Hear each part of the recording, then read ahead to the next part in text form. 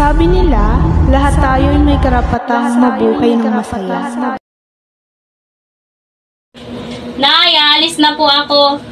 Oh, ano pa tinatanga-tanga mo dyan? Umalis ka na. Nay, hingi po sana ako ng pambili ng project. Wala na, pinambili ko na ng Yossi.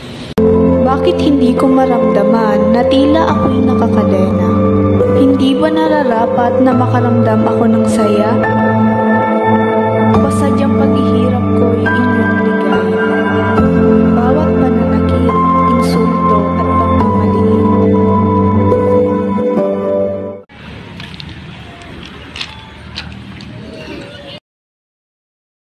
Look at yourself, sa tingin mo nagagandahan ka. Hindi ko alam kung may sakit ba ako para kanilang iwasan. Unti-unti akong nauubos na parang isang kandilang unti-unting nauubos. Ito ang aking buhay, isang Muslim na ginagawang laruan.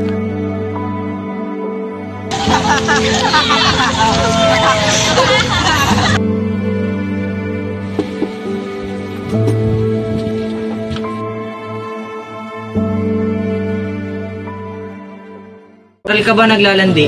Nag-aaral. Ano ba yung naririnig ko? Aba-aba si Palamunin, sumasagot na. Ipitin mo yan. Ito ang aking pang-araw-araw na buhay, ang pahirapan, pagdusahin ng aking mismong magulang. Hindi ko lubos akalain na pati ang aking magulang ay pagdudusahin ako.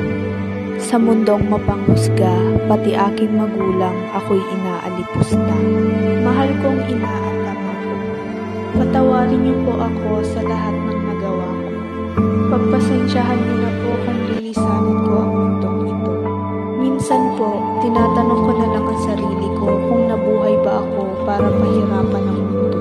Sa mga oras na ito na nagpapahinga kayo, magpapaalam na rin po ako. Ingatan niyo po ang sarili. Hanggang sa kabilang buhay, ama at ina, mahal ko kayo. Paalam, ina at ama.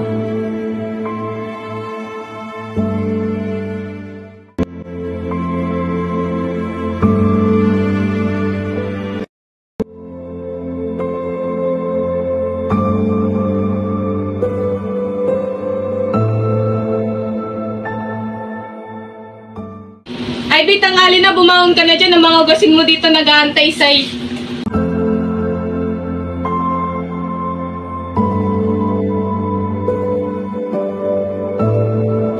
Anak ko, ano nangyari sa'yo?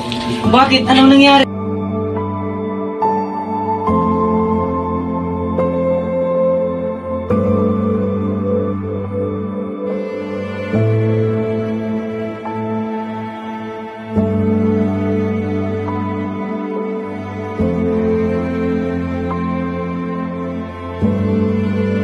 Mabait po yun sa Ivy.